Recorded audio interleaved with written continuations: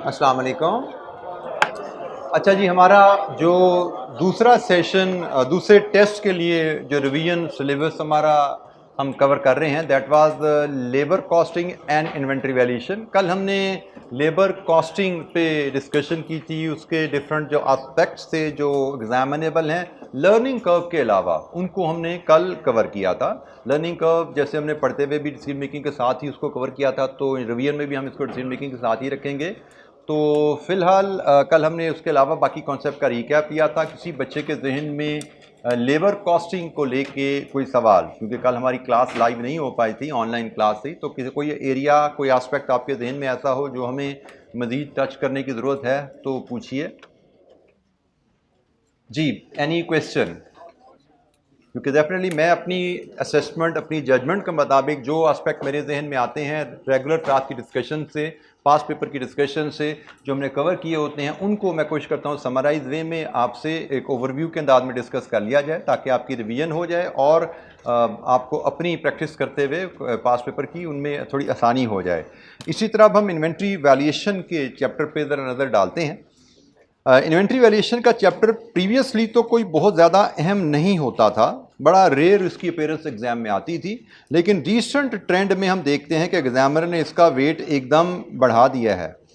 पिछली 5 में से 4 अटैम्प्ट में ये इन्वेंट्री वैल्यूएशन पर सवाल आया, और 4 में से 2 दफ़ा सेक्शन बी में और 2 दफ़ा सेक्शन ए में। कहाँ पे पीछे था कि सवाल आता ही कोई 3-4 अटैम्प्ट के बाद एक दफ़ा था, और अब 5 में से 4 दफ़ा सवाल आ चुका है। और इसकी वजह मैंने शायद आपको बता दी कि एग्जामिनर को जहाँ पे सेंस हो कि बच्चा सिलेक्टिव हो रहा है, मे बी यहाँ पे उसने एक दफ़ा सवाल दिया तो उसको फील हुई कि बच्चों ने ये सिलेक्शन में ये चैप्टर पे अहमियत कोई ज़्यादा नहीं दी, तो उसके बाद उसने फिर इसको एक रेगुलर फीचर अपने सिलेबस का बना लिया है, टेस्टिंग का बना लिया। अब हो सकता है हर 2-3 अटैम्प्ट के बाद कोई एक दफ़ा स्किप जैसे यहाँ पे हुआ तो हो, otherwise you should be considering कि भैया एक रेगुलर फीचर हमारे सिलेबस का रहने वाला है। इन्वेंट्री वैल्यूएशन के चैप्टर को जनरली एक दिखने में आसान आपको इसलिए फील होता है कि आप लोग इसको अपनी फाइनेंशियल अकाउंटिंग में भी पढ़ के आए हुए हैं, सारी इसके प्रिंसिपल लगभग आपने फाइनेंशियल अकाउंटिंग में पढ़े होते हैं। लेकिन जो चैलेंज आ जाता है जिसको बच्चा फील नहीं कर पाता, क्योंकि जब चैप्टर पढ़ते हो ना, किताब पढ़ते हो, लेक्चर सुनते हो, आपको लगता है कि ये तो सारी बातें हमने इंट्रो में कहीं ना कहीं पढ़ी हुई हैं, लेकिन फ़र्क पैदा होता है जब आप इसके पास पेपर क्वेश्चन देखते हो। टेस्टिंग का अंदाज जो अकाउंटिंग में रहा है और टेस्टिंग का अंदाज जो कैफ 3 में आता है इसका, वो बड़ा पोल्स अपार्ट है।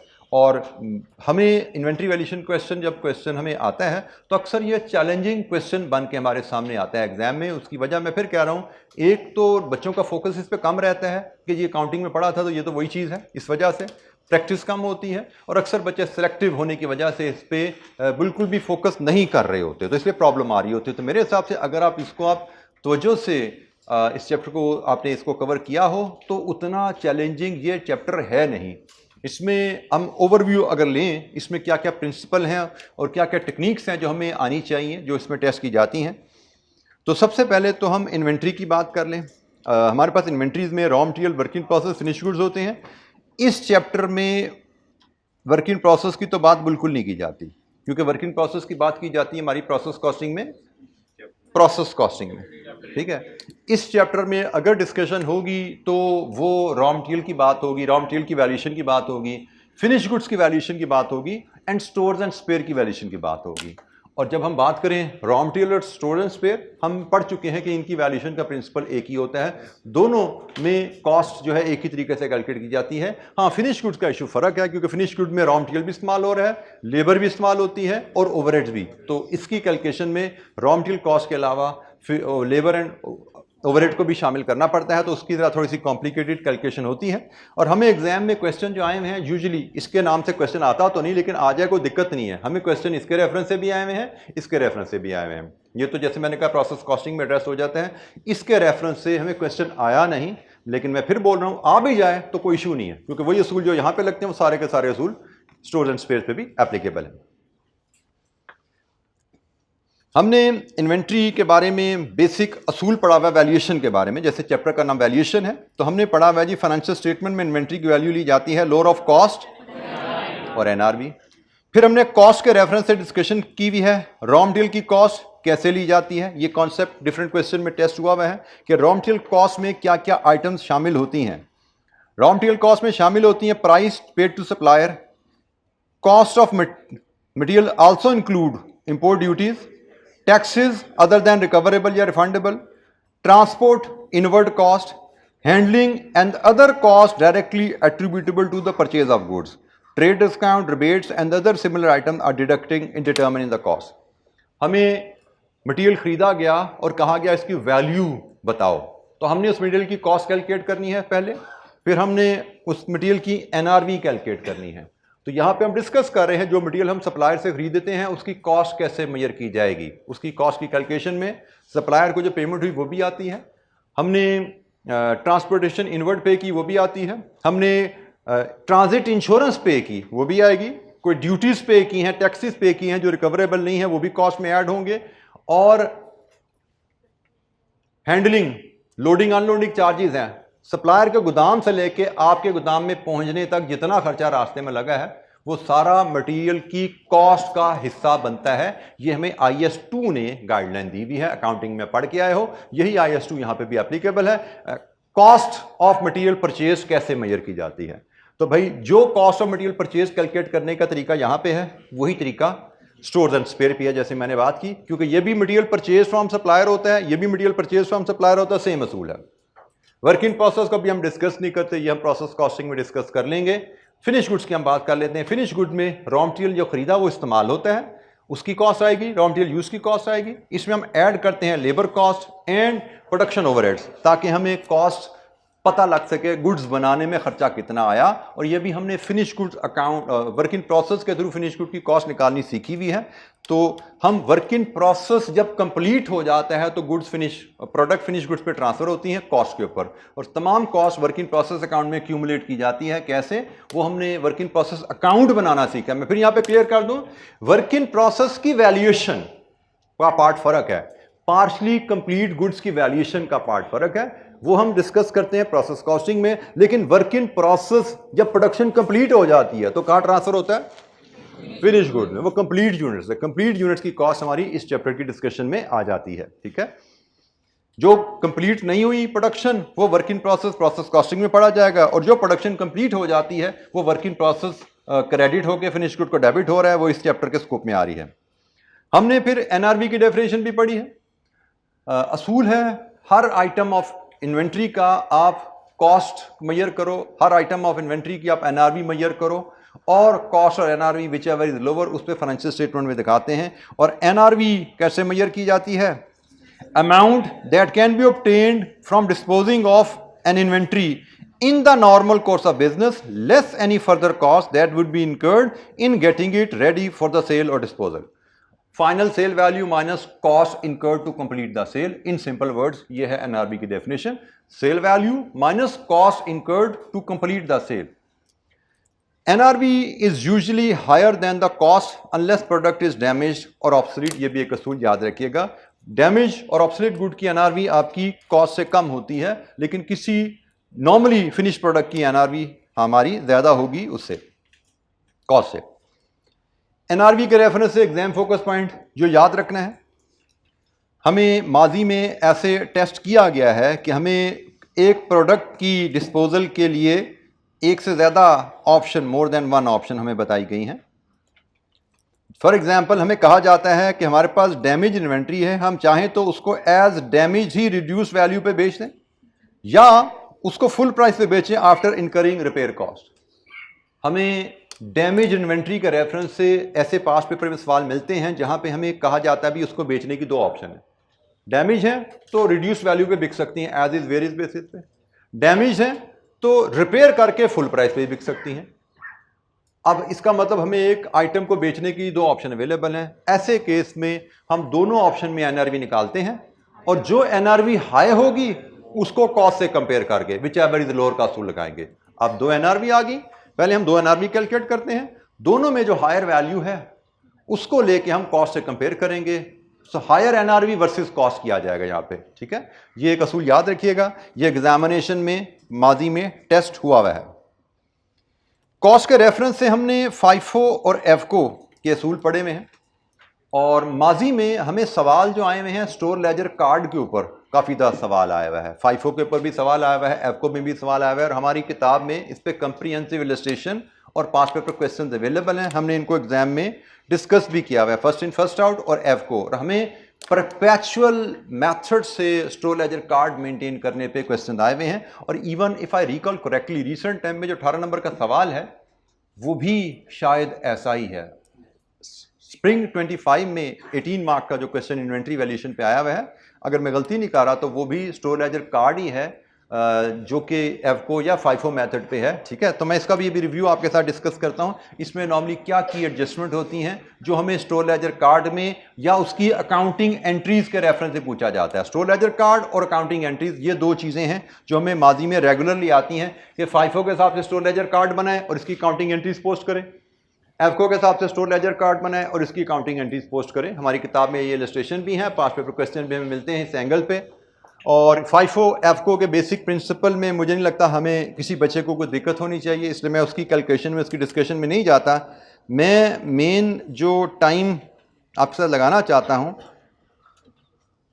वो ये स्टोर लेजर कार्ड में जो की एंट्रीज आती हैं, की एडजस्टमेंट आती हैं, उनको कैसे पोस्ट करना है, और स्टोर इन्वेंट्री से रिलेटेड हमें जो काउंटिंग एंट्रीज कहा जाता है, जो की एंट्रीज होती हैं वो जिसमें बच्चों को चैलेंज आता है, वो क्या है। सबसे पहले हम फाइफो के रेफरेंस से बात करें। फाइफो में हमने असूल पढ़ा हुआ है कि हम हर परचेज की जो लॉट होती है उसको बैलेंस कॉलम में अलहदा रखते हैं और फर्स्ट इन फर्स्ट आउट के असूल के तहत चलते हैं कि हमने जो आइटम खरीदी पहले हमने उसको बैलेंस के कॉलम में सबसे ऊपर रखना होता है हमेशा, और जब हमने आइटम इशू करनी होती है तो सबसे पहली खरीदारी में से इशू करते हैं पहले। ये बेसिक असूल है। और इसका नतीजा क्या होता है कि ईयर एंड पीरियड एंड पे जब हमारे पास क्लोजिंग इन्वेंट्री बचती है वो हमारी लेटेस्ट परचेजेज में से बचती है, क्योंकि पुरानी purchases first in first out इस्तेमाल हो चुकी हैं। जो चैलेंजिंग एंट्रीज एग्जामिनर हमें देता है क्वेश्चन में, जो हमें डिफरेंट पास पेपर क्वेश्चन में नजर आती हैं, इशू रिटर्न, आपने प्रोडक्शन को इशू किया, वहां से चीजें वापस आई, फाइफो के रेफरेंस से बात कर रहे हैं। हाँ, अगर मैन्युफैक्चरिंग ऑर्गेनाइजेशन है तो प्रोडक्शन से वापस आई, अगर ट्रेडिंग ऑर्गेनाइजेशन है तो कस्टमर से वापस आई, एक ही बात है। मैन्युफैक्चरिंग ऑर्गेनाइजेशन मटेरियल इशू करती है प्रोडक्शन डिपार्टमेंट को और ट्रेडिंग ऑर्गेनाइजेशन मटेरियल इशू करती है कस्टमर को। जिस तरह अगर फॉल्टी मटेरियल प्रोडक्शन में चला जाए तो वहां से वापस आ जाएगा, या प्रोडक्शन से एक्सेस मटेरियल भी वापस आ जाता है कि हमने 500 यूनिट मंगा लिए थे, इस्तेमाल तो 450 हुए हैं, 50 वापस ले लो। कस्टमर्स को भी आप जो यूनिट बेचते हो अगर उनमें कोई फॉल्ट है, डिफेक्टिव है, वापस आ जाते हैं। तो इन शॉर्ट इशू की वापसी, इशू की वापसी कैसे रिकॉर्ड की जाती है। सबसे पहले हम क्वांटिटेटिव कॉलम की बात करें तो भाई हम इसको रिकॉर्ड करते हैं यूजुअली इशू के कॉलम में एज नेगेटिव फिगर, क्योंकि इशू के कॉलम ने हमने उसको रिकॉर्ड किया था, लेकिन इशू के कॉलम में ही वापसी लेते हैं हम, इशू के कॉलम में ही इसको एज नेगेटिव फिगर लेंगे। इशू की वापसी है तो उसको हम रिसीट के कॉलम में रिकॉर्ड यूजुअली नहीं करेंगे, क्योंकि रिसीट में हमारी परचेजेस का टोटल आ रहा होता है, तो इशू की वापसी हमारी परचेजेस में जाके कहीं ऐड ना हो जाए, इसलिए हम इशू की वापसी को इशू के कॉलम में ही नेगेटिव फिगर शो करते हैं कि भी हमने जो इशू किया था कंजम्पशन में डाले थे, कंजम्पशन से वापस हो गए, कंजम्पशन हमारी रिड्यूस होगी, so negative figure in the issue column. ये तो होगी बात जनाब आपकी क्वांटिटी कहां जानी है। दूसरी चीज आती है रेट, किस रेट पे वापसी लेनी है। असूल इज वेरी सिंपल, जिस रेट पे इशू किया था same rate, using the rate at which the issue was originally made. जिस रेट पे इशू किया था उसी रेट पे ही चीज वापस ली जाती है। प्रोडक्शन को इशू किया था, कस्टमर को इशू किया था, हमें बताया जाता है भाई फलानी तारीख के इशू में से वापसी हो रही है, बताया जाता है तो फलानी तारीख का रेट आपको पता है, उस पर ले लो। अगर क्वेश्चन साइलेंट है तो हम क्या अज्यूम करते हैं, जो मोस्ट रीसेंट इशू था उसमें से वापसी है। ठीक है, अगर क्वेश्चन बता दे जी 15 तारीख के इशू में से वापसी है तो 15 तारीख के इशू के रेट पे वापसी ले लो।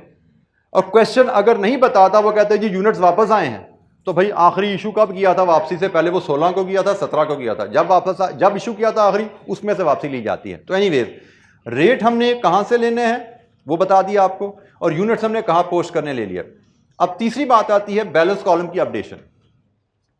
इश्यूज की वापसी फाइफो में हमेशा हमारे बैलेंस कॉलम में सबसे ऊपर आएगी, क्योंकि हमारे इशू में जो यूनिट्स गए हुए थे हमारे सबसे पुराने यूनिट्स थे ना, तो सबसे पुराने यूनिट्स हमने सबसे पहले इशू करने हैं दोबारा, और जो सबसे पहले इशू कर रही है वो बैलेंस कॉलम में सबसे ऊपर रखे जाते हैं। तो इशू की वापसी कहां पे करनी है प्रेजेंट, किस रेट पे प्रेजेंट करनी है और बैलेंस कॉलम में कैसे अपडेट करना है, ये बात होगी।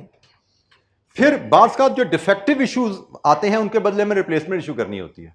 डिफेक्टिव यूनिट वापस आए, उनको हमने रिसीव किया और उनकी जगह रिप्लेसमेंट इशू करनी होती है, ठीक है। एक तो है एक्सेस वापस आए, एक्सेस वापस आए तो मैंने बता दिया बैलेंस कॉलम में ऊपर डाल दो। डिफेक्टिव वापस आए, रिसीव तो आपने कर लिए, उनके बदले अब आपने नए इशू करने हैं। रिप्लेसमेंट इशू टू प्रोडक्शन और कस्टमर फॉर डिफेक्टिव यूनिट, ये वापसी हुई इनकी इशू करने हैं। तो इसका असूल बड़ा सीधा है, जैसे एक नॉर्मल इशू डालते हैं इसके रिकॉर्डिंग बिल्कुल वैसे ही है। आपने इसको एज न्यू यूनिट इशू करने हैं, एज न्यू यूनिट इशू करेंगे। Record in the issue column using the rate from the lot at the top of the oldest.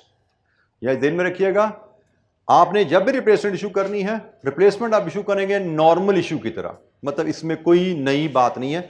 इसका बता दिया, इसमें चैलेंज आता है रेट का, इसमें चैलेंज आता है कॉलम जिसमें रिकॉर्ड करना है। तो कॉलम हमने डिसाइड कर लिया, इशू के कॉलम में नेगेटिव फिगर, रेट हमने बात कर ली जिस रेट पे इशू हुआ था वो, इसमें कोई चैलेंज नहीं है। जैसे हम नॉर्मल इशू करते हैं, फर्स्ट टाइम इशू जैसे किया था वैसे ही रिप्लेसमेंट इशू करते हैं। इसमें हमने पुराने जिस रेट पे वापसी आई है उस रेट पे इशू नहीं करना, इस इशू को हमने ट्रीट करना है एज नॉर्मल इशू, जैसे हम फर्स्ट टाइम किसी कस्टमर को इशू कर रहे हैं। ये रिप्लेसमेंट भी उसी तरह इशू की जाती है, इसमें इशू कॉलम में रिकॉर्ड होगा और हमारा जो नॉर्मल तरीका है रेट की सिलेक्शन का, उस तरीके से रेट लिया जाता है।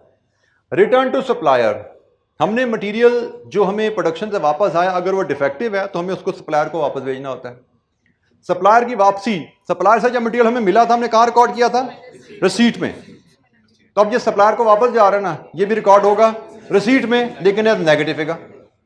किस रेट पे, जिस पे सप्लायर से खरीदा था, जिस पे सप्लायर से खरीदा था उसी रेट पे हम सप्लायर को वापस करते हैं। हमें यूजुअली बताया जाता है कि आपने सप्लायर से किस रेट पे माल लिया था, कि फलानी तरीक की परचेज में से ये वापसी है, फलानी तरीक की परचेज में से वापसी है, तो हम उसको उसी रेट पे वापस करते हैं सप्लायर को।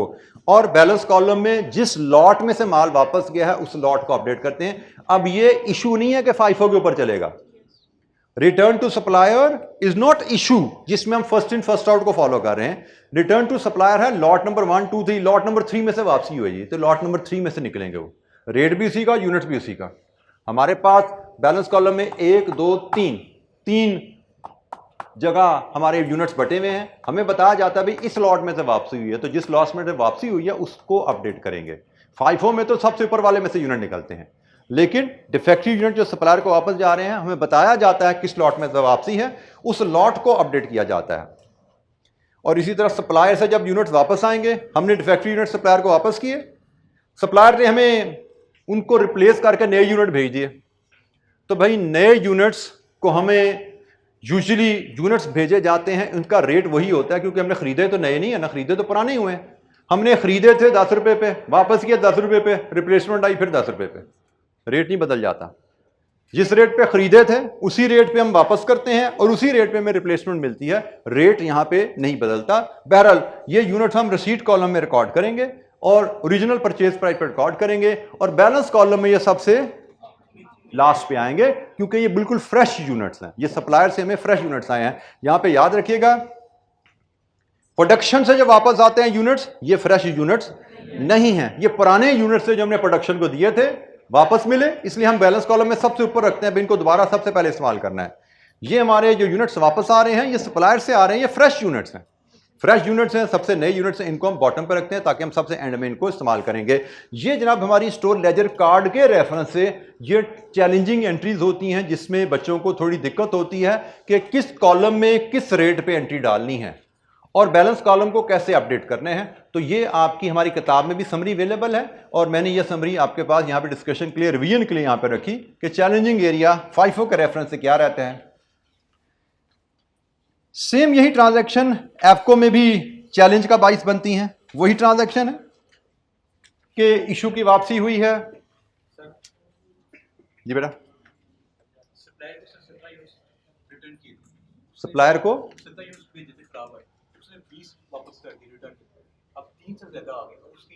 बेटा ये एरर्स की कहानी है, स्टोर लेजर कार्ड में इन एरर्स को हम अभी डील नहीं करेंगे। वैसे तो उसने जितने, अगर उसने 20 हमें दिए हैं तो 17 तो रिप्लेसमेंट है, तो 17 आप में ले लो। अब 3 आपकी एक सॉर्ट ऑफ फ्रेश परचेज है, उसके बारे में क्वेश्चन में कुछ गाइडलाइन दी जाएगी आपको, ठीक है।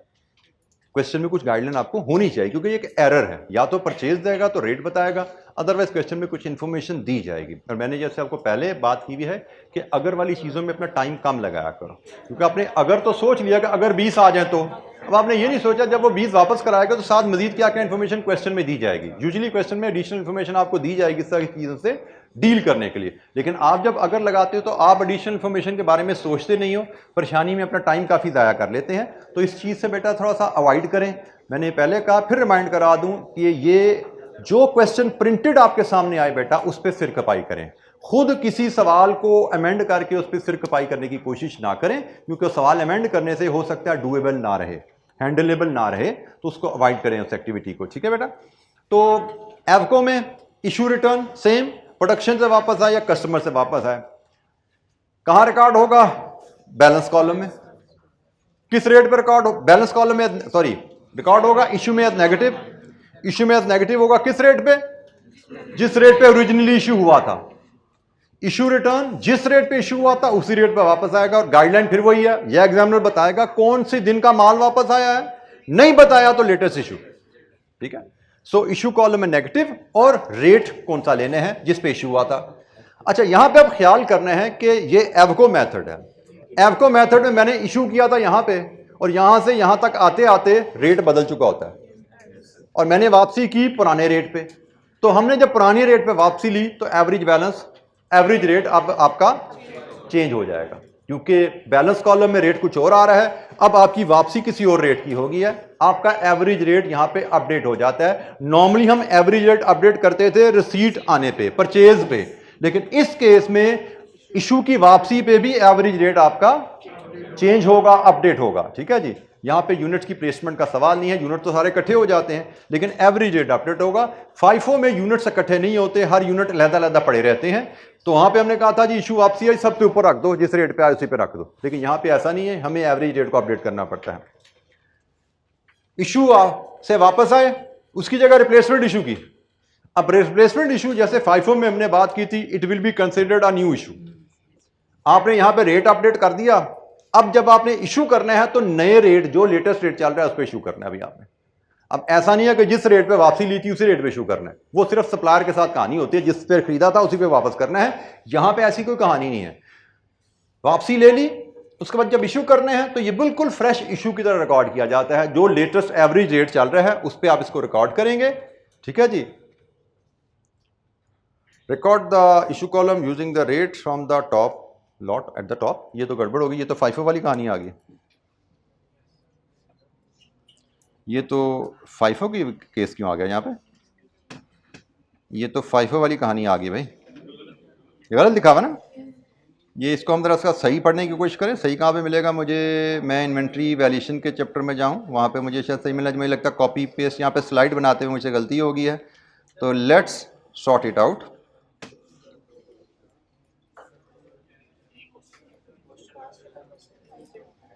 हम एवको डिस्कस कर रहे हैं, और एवको हमारा पड़ा हुआ है क्वेश्चन नंबर 5 में। बिल्कुल ठीक है जी, क्वेश्चन नंबर 5 में इट्स गुड कि आप लोगों को याद है, ये जनाब बात पड़ी हुई है, लेकिन ये शायद कंप्लीट नहीं है। तो एनीवेज यहाँ पे क्या जी, हमने रिटर्न टू,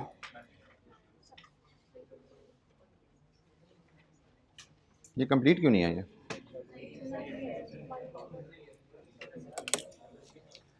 ये एंट्रीज हमारी कंप्लीट क्यों नहीं हैं?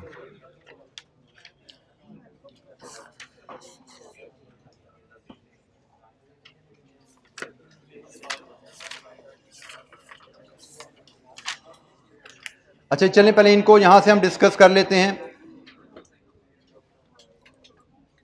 इशू की वापसी हमने कहा जी, shown as negative figure in the issue column using the rate at which the issue originally made, update the balance column and update the rate. Return to supplier, जब इशू की आप सप्लायर को वापसी हो रही है, ये ख्याल कीजिएगा सप्लायर की वापसी है। Shown as negative figure in the receipt column using the rate at which the material was originally purchase, update the balance column and average rate. Replacement supplier से अगर आएगी तो record in the receipt at the original rate of purchase, update the balance column and average rate, ठीक है जी। इसमें दो transaction जो वहाँ पे मैंने ऐड की हुई हैं वो यहाँ पे स्किप हो रही हैं, मैं उनको ज़रा जाके वहीं से हम दोबारा उसको रेक्टिफाई करके उसको डिस्कस कर लेते हैं। जो हमने वहाँ पे गलती हमसे है उसको यहीं पे मुझे लगता है दुरुस्त करना पड़ेगा। यहाँ पे हमने कहा जी अगर आपने प्रोडक्शन को इशू करने हैं तो इसको मैं सिर्फ यहाँ पे सिंपली लिख देता हूँ, just like fresh issue, record like fresh issue, बल्कि रिकॉर्ड की जगह मैं ट्रीट लाइक अ फ्रेश इशू। ठीक है जी, ये है treat like fresh issue.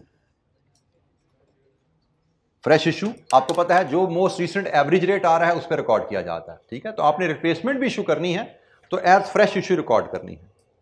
Return to supplier, इसकी बात हम डिस्कस कर चुके हैं कि सप्लायर को जो रिटर्न जाती है किस रेट पे जाती है, सप्लायर को जो रिटर्न जाती है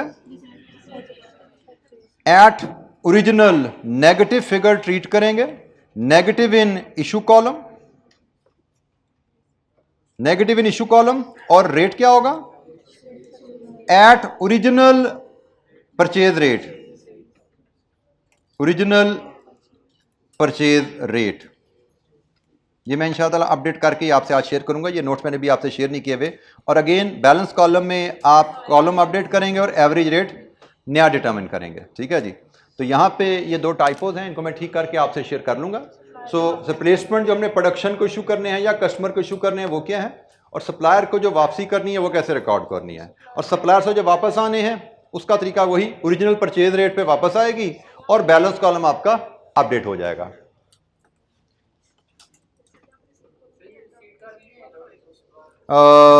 replacement receive from return to supplier, बिल्कुल ठीक है, negative in receipt column, my mistake, negative in receipt column, negative in receipt column. हमने सप्लायर को वापसी हो रही है, सप्लायर से जब आया था तो रिसीट में पॉजिटिव था, सप्लायर को जब वापस जाएगा तो रिसीट में नेगेटिव होगा।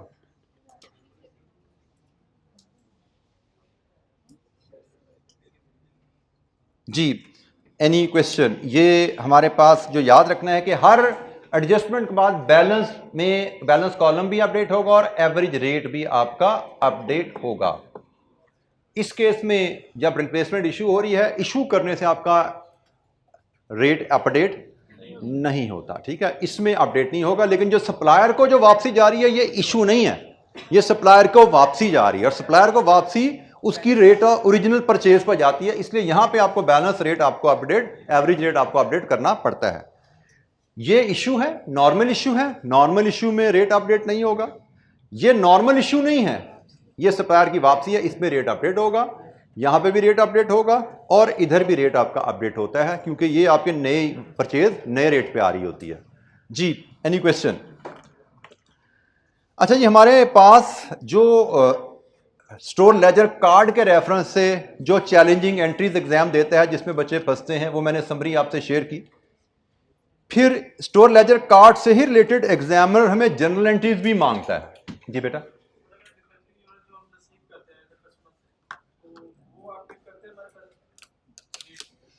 बेटा डिफेक्टिव यूनिट्स जब आपने रिसीव किए ना, तो वो पहले तो आपने आप उसको रिकॉर्ड करना होता है सिंपली एज रिटर्न, जो हमने डिस्कस कर लिया कि यहां पे इशू रिटर्न यहां पे रिकॉर्ड कर लिया। ये तो एक पार्ट हो गया, स्टोर लेजर कार्ड तो अपडेट हो गया। इसके बाद वैल्यूएशन पार्ट के रेफरेंस से हम इस पे बात जर्नल एंट्रीज में इसको डिस्कस करने लगे हैं। हमें उसके बारे में फर्दर कुछ इंफॉर्मेशन दी जाती है, उसको हम जर्नल एंट्रीज के रेफरेंस से डिस्कस कर लेते हैं। मैं इसके रेफरेंस से भी आपको एक्सप्लेन कर देता हूं। हमें कहा जाता है, जैसे आपके साथी ने कहा डिफेक्टिव यूनिट्स वापस आए और आपने उनको डिस्पोज ऑफ कर दिया। तो जैसे सुन लीजिएगा, डिफेक्टिव यूनिट्स वापस आए, आपने उनको बेच दिया, या डिफेक्टिव यूनिट्स वापस आए, उनकी कॉस्ट तो 100 रुपया थी लेकिन उनकी वैल्यू है 20 रुपए पर यूनिट, अब या बेच दिया या 20 रुपए पर यूनिट के हिसाब से आपके पास पड़ी है। हर दो सूरतों में याद रखिएगा, स्टोर लेजर कार्ड ये तो 100 रुपए यूनिट वाली जो गुड यूनिट्स हैं उनका स्टोर लेजर कार्ड है। अगर डिफेक्टिव यूनिट्स की उसने में एनआरवी दे दी है तो हम स्टोर लेजर कार्ड से उनको कॉस्ट पे इशू करके निकाल देते हैं, यहां से हम इसको कॉस्ट पे इशू करके निकाल देते हैं, क्योंकि इसमें तो तमाम यूनिट्स गुड यूनिट्स रहते हैं। डिफेक्टिव यूनिट्स को हम अलग ट्रीट करते हैं, उनका अकाउंट अलग बनाते हैं। ठीक है, तो अगर डिफेक्टिव यूनिट्स हैं तो हम डिफेक्टिव यूनिट्स को यहां से इशू कर देते हैं। अब हम इनकी अकाउंटिंग एंट्रीज पे जरा डिस्कस करते हैं, क्योंकि एग्जामिनर हमसे स्टोर लेजर कार्ड के साथ इस तरह की ट्रांजैक्शन और उनकी भी जनरल एंट्रीज भी मांगता है। तो डिफरेंट अकाउंटिंग एंट्रीज हम डिस्कस करते हैं जो हमें एग्जामिनर चैलेंज में देता है। एक एंट्री होती है, एग्जामिनर कहता है जी आपने फिजिकल काउंट की, उसमें शॉर्टेज निकली, फिजिकल काउंट की उसमें शॉर्टेज निकली, तो भाई शॉर्टेज को स्टोर लेजर कार्ड में एज रूटीन इशू दिखाया जाता है। हमने स्टोर लेजर कार्ड अपडेट करना है शॉर्टेज के लिए और उसको हम एज रूटीन इशू दिखा के अपडेट करते हैं। जैसे नॉर्मल इशू रिकॉर्ड करते हैं ना, शॉर्टेज को भी वैसे रिकॉर्ड करेंगे स्टोर लेजर कार्ड में कि भाई शॉर्टेज है, इतने यूनिट्स निकाल दो, यहां से निकाल दिए। अब उनकी अकाउंटिंग एंट्री अगर तो नॉर्मल इशू है तो नॉर्मल इशू की एंट्री क्या होती है? Debit work in process, credit raw material. लेकिन ये नॉर्मल इशू नहीं है, ये शॉर्टेज वाला इशू है। शॉर्टेज वाले इशू की एंट्री क्या होगी? Debit PNL, credit raw material. ठीक है, स्टोर लेजर कार्ड में प्रोडक्शन को इशू भी इशू कॉलम में, स्टोर लेजर कार्ड में शॉर्टेज भी इशू कॉलम है। लेकिन अकाउंटिंग एंट्री प्रोडक्शन को issue debit work in process, credit raw material, और शॉर्टेज वाला issue debit PNL, credit raw material. ठीक है, तो हमने शॉर्टेज को कैसे रिकॉर्ड करना है। फिर हमें बताया जाता है हमने फिजिकल काउंट किया, उसमें हमें कुछ ऑब्सोलीट या डैमेज इन्वेंट्री भी मिली, ऑब्सोलीट या डैमेज इन्वेंट्री मिली। अच्छा, इसकी पहले हम स्टोर लेजर कार्ड की बात भी कर लें। स्टोर लेजर कार्ड में again they will be treated as normal issue, normal issue at cost, ख्याल कीजिएगा, normal issue at cost, FIFO है या एफको है, जैसे भी है, स्टोर लेजर कार्ड से ये इशू हो जाएंगे। ऑब्सोलीट है या डैमेज है, स्टोर लेजर कार्ड से निकल जाएंगे। हम अज्यूम करते हैं कि हमें सिर्फ बताया गया, ये हमने देखा ये डैमेज यूनिट्स हैं, तो हमने कहा ये डैमेज यूनिट्स को निकाल लो, और यूजुअली हमें इसके साथ उसकी एनआरवी भी बताई जाएगी। इसकी अकाउंटिंग एंट्री क्या बनेगी? हम इस इन्वेंट्री को एक अलहदा अकाउंट में ट्रांसफर कर देते हैं, एसेट अकाउंट बनेगा ऑब्सोलीट इन्वेंट्री का। ऑब्सोलीट या डैमेज इन्वेंट्री एनआरवी पे डेबिट करेंगे, ये हमारा इन्वेंट्री अकाउंट एसेट बन गया। रॉ मटेरियल से कॉस्ट पे हम इशू कर देंगे, और जो डिफरेंस है वो कहां जाएगा? कॉस्ट और एनआरवी का पीएनएल। ये ऑब्सोलीट या डैमेज इन्वेंट्री की रिकॉर्डिंग हमें बताया जाता है जी फिजिकल काउंट किया, उसमें डैमेज इन्वेंट्री मिली जिसकी एनआरवी 2 रुपए पर यूनिट है, तो डैमेज इन्वेंट्री का अकाउंट बना के उसमें ट्रांसफर कर दो, ये डैमेज इन्वेंट्री का एसेट अकाउंट बन गया। रॉ मटेरियल से कॉस्ट पे इशू कर दिया, स्टोर लेजर कार्ड मैंने बताया ना, कॉस्ट पे इशू करना है, वहां से निकाल दिया, और जो डिफरेंस है वो डाल के अपने पीएनएल को चार्ज कर दिया। ये आपकी डैमेज ऑब्सोलीट की एंट्री आ गई। फिर हमें इसके अलावा बताया जाता है overall cost versus NRV analysis कर रहे थे, फिर कॉस्ट आपकी 100 रुपए है, एनआरवी आपकी 90 रुपए निकली है। इसका मतलब आपको अपने रॉ मटेरियल अकाउंट को अब 100 रुपए से 90 रुपए पे ले जाना है, 10 रुपए की एडजस्टमेंट डालनी है। तो एनआरवी लॉस की रिकॉर्डिंग होती है debit PNL, credit raw material. हम अपने रॉ मटेरियल अकाउंट में इन्वेंट्री की वैल्यू अपडेट कर देते हैं। Normally raw material account, finish good account हमारा कॉस्ट पे मेंटेन किया जाता है।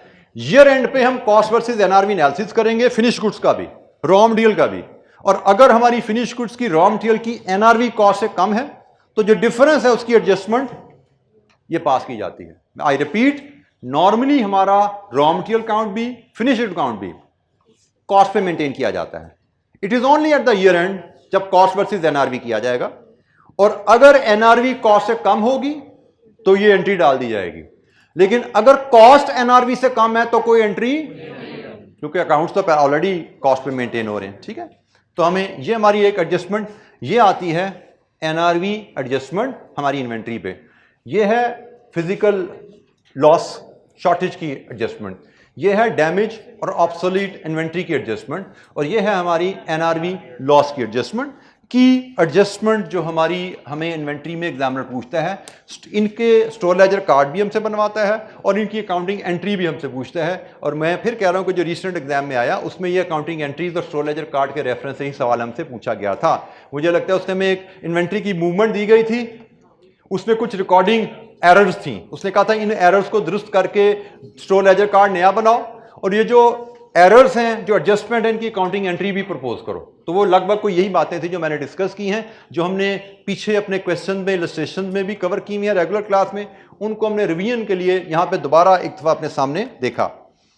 जी, एनी क्वेश्चन, कोई सवाल इन्वेंट्री वैल्यूएशन के स्टोर लेजर कार्ड और अकाउंटिंग एंट्री से रिलेटेड कोई और ट्रांजैक्शन आपके जहन में जिसके लिए आपको कोई मजीद एक्सप्लेनेशन या क्लैरिटी चाहिए हो?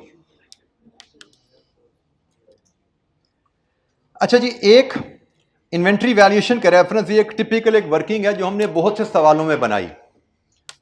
ये वर्किंग यूजुअली हमें फिनिश गुड्स के रेफरेंस से और रॉ मटेरियल के रेफरेंस से भी कभी कभी हमें बनानी पड़ी। हमें अक्सर सवालों में बताया जाता है कि हमारे पास इन्वेंट्री जो है उसके अल्फा के टोटल 5500 यूनिट्स हैं, जिनमें से 5000 गुड है और इतने डैमेज हैं, और बीटा के टोटल इतने यूनिट्स हैं जिसमें इतने गुड इतने डैमेज।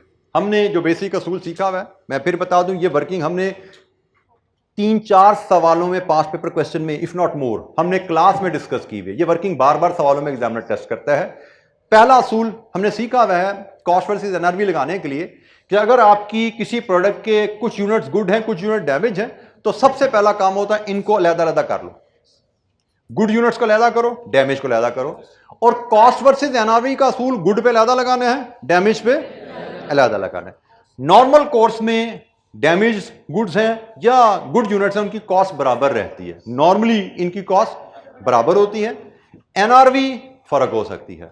तो दोनों की कॉस्ट आई, दोनों की NRV I. Cost versus NRV whichever is lower, cost versus NRV whichever is lower. और जो लोअर रेट आया उसको यूनिट से मल्टीप्लाई किया तो हमारे पास इन्वेंट्री की वैल्यू आ गई।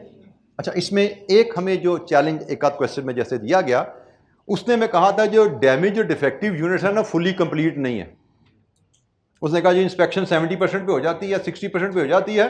तो भाई जब इंस्पेक्शन 60% पे हो गई है तो जो डिफेक्टिव यूनिट्स हैं फिर वो आपके फुल यूनिट्स नहीं है, उनकी कॉस्ट गुड यूनिट्स के बराबर, इनकी value as partially complete units की जाती है। जैसे प्रोसेस कॉस्टिंग में आपने सीखी भी है कि मटेरियल पूरा होगा, कन्वर्जन से 50 या 60% के हिसाब से डलेगी, इनकी कॉस्ट फर्क होगी। एनआरवी भी इनकी कैलकुलेशन का तरीका में अलग से बताया जाएगा। तो ये चीज बेटा ख्याल रखनी है, हमें गुड और डिफेक्टिव यूनिट्स की कॉस्ट बराबर सिर्फ तब है जब defective units inspection process and पे हो रही है। अगर डिफेक्टिव यूनिट्स की इंस्पेक्शन प्रोसेस एंड से पहले है तो डिफेक्टिव यूनिट्स पे कॉस्ट फुल यूनिट्स के बराबर नहीं लगी हुई, तो इनकी कॉस्ट फर्क भी हो सकती है, कॉस्ट सेम भी हो सकती है। ये चीज हमने जहन में रखना है। तो ये एक टिपिकल वर्किंग है जो हमारे कई सवालों में हमने यूज की है इन्वेंट्री वैल्यूएशन के लिए कि भाई इन्वेंट्री की वैल्यू कैसे मेजर की जाए, क्या इन्वेंट्री वैल्यू है जो स्टेटमेंट ऑफ फाइनेंशियल पोजीशन में हमें दिखानी चाहिए। जी, एनी क्वेश्चन। इन्वेंट्री वैल्यूएशन का चैप्टर हमारा छोटा सा ही है और उसमें जो की एस्पेक्ट है मैंने कोशिश की कि मैं आपसे डिस्कस कर लूं। किसी बच्चे के जहन में कोई सवाल कुछ पूछना चाहते हैं तो पूछिए भाई। बाकी मैंने अकाउंटिंग का फ्लो यहाँ पे जो हमने सीखा था इसको मैंने रिवाइज नहीं किया क्योंकि बड़ी बेसिक सी फ्लो एंट्री सी। ये तो कॉस्ट फ्लो में बहुत डिटेल में हम पढ़ चुके हैं। परपेचुअल इन्वेंट्री के रेफरेंस से और पीरियोडिक के रेफरेंस से भी हमने बहुत ज़्यादा बात नहीं की क्योंकि पीरियोडिक एंट्री के रेफरेंस से भी हमने डिस्कशन कॉस्ट फ्लो के चैप्टर में वहाँ पे हमारे सामने आ जाएगी। अदरवाइज अकाउंटिंग में हम उस पर बात कर चुके हैं। जी, एनी क्वेश्चन? किसी बच्चे के ध्यान में इन्वेंट्री वैल्यूएशन से रिलेटेड कोई सवाल किया हो या अदरवाइज कोई किताब में कोई चीज पढ़ी हो उससे रिलेटेड कोई क्वेरी है तो पूछिएगा बेटा। अच्छा जी, हमारी इस इन्वेंट्री वैल्यूएशन के चैप्टर पे डिस्कशन इतनी ही है। मैं आपको वो जो जैसे मैंने कहा स्लाइड मैं अपडेट करके भेज दूंगा। अगर मुझसे अगले 2-3 घंटे में स्लाइड नहीं मिलती तो मुझे व्हाट्सएप ग्रुप में रिमाइंड करवा दीजिएगा। हो सकता है अगर मैं भूल जाऊँ क्योंकि कभी सारी बात है मैं यहाँ से जाके जुम्मा पढ़ना है, जुम्मे के बाद ऑफिस जाते जाते जहन से ज़रा चीज़ें दाएं बाएं हो जाएंगी तो मुझे याद करा दीजिएगा। मैं आपसे ये स्लाइड्स जो रिवीजन के लिए मैंने बनाई हुई हैं की पॉइंट के रेफरेंस से मैं आपसे इंशाअल्लाह शेयर कर लूँगा आज की तारीख में। और कल आप लोगों का टेस्ट है और इसके बाद हमारा जो अगला टेस्ट शेड्यूल है वो है मंडे ट्यूसडे के बाद वेंसडे को। वो वेंसडे को जो हमारा टेस्ट रहेगा वो कौन सा होगा? ओवरहेड्स में। ओवरहेड में चैप्टर 3 एंड चैप्टर 4, ओवरहेड का चैप्टर 2 हैं, वो दोनों हमारे अगले चैप्टर का सिलेबस है। तो इंशाअल्लाह मंडे ट्यूसडे में हम उनको रिवाइज करेंगे, उनकी की एडजस्टमेंट पे बात करेंगे। ठीक है जी, थैंक यू वेरी मच, अस्सलाम वालेकुम।